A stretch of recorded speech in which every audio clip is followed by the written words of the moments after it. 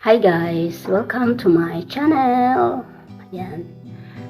Today's video guys ay ako po ay mag-straight sa ating buhok. Kinukulayan ko po siya. Pagkatapos kong kinukulayan, dark brown lang po ang kinukulay ko. Pagkatapos ay pinutulan ko siya nang ako lang po ang nagputol. Ginaganon ko lang po siya. Tapos pinutulan ko ng ganyan. Kasi sobrang haba na at ako'y naiirita na po siya. Pagkatapos ay ito na, naligo na ako at gidry ko na siya. So ngayon ang gawin natin ay kailangan natin i-straight para makita natin ang buong style ng aking buhok. Ang style ko nito ay nakabilang po siya, simple lang po. Kaya ito, ayan, para mag-shiny siya. Ito ang ginagawa ko guys. Dahil dito, kung magpasalon ka, gupit lang guys. 800 pesos, 700, ayan, gupit lang siya. So, nasasayangan po ako sa 700 na gupit lang. Kasi sa Pilipinas, yung gupit ay mura lang po. Nasa 300, 200 siguro, ganyan. Tapos, kung magkakilala mo pa, ay may tawad pa, diba?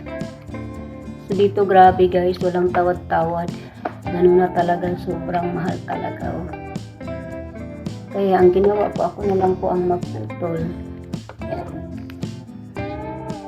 Pero pag uwi ko ng Pilipinas, ay doon ko na po pinabunggahan ng putol. Yung pa-reband. Doon ko na pinagawa ang aking buhok. Kasi mas mura doon kaysa dito. No? At saka nung nakaraang buwan, ako po ay nabigyan ng pabonus ni Bossing at ang bonus na yon ay pinapaganda ko po ng aking mukha. Ayan po yun, pinahydra ko po siya, pina-cleansing, kaya ayan. Yun po, para lang po treat na lang po sa sarili, no, kasi tagal-tagal na tayong nagtatrabaho at kahit paminsan-minsan ay pagkagandahin naman natin ang ating sarili. Ayan. Ito po, medyo gumanda na siya. Ganito lang kasimple sa buhok guys, magplansya. Hindi na kailangan ng mag-hire ka pa ng taga-plansya, no? Hindi man masyadong banid ang pagka-plansya, pero okay na yun. Ayan, basta the most important ay na-plansya po siya. Tandahan lang ka mula dito sa taas at pababa po siya. Ayan. Maganda na siya guys. Nagiging straight na po siya. At okay naman pala, may kunti lang siya dito. Yan na lang ang i-straight na lang natin to siya mamaya, no?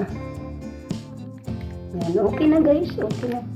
Okay na ganito. Ako na lang magtatrabaho para hindi masayang yung aking 800 pesos. Yan. Tipid-tipid kunti pa.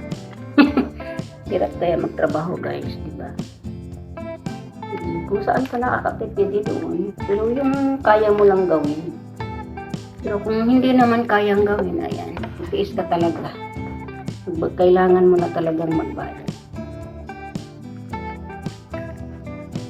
Ganito lang po ako guys. Pag wala akong ginagawa, namamalansya ako sa aking buhok.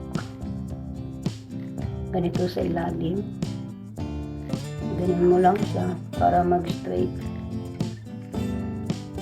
Yan. Yan.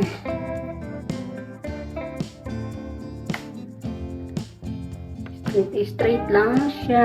Hindi madali ang mag-straight guys. Kasi kailangan talaga habang pasensya para gumanda. Charot. Gumanda. Ayan, straight na siya guys. So hanggang dito na lang muna ang ating video. Thank you for watching.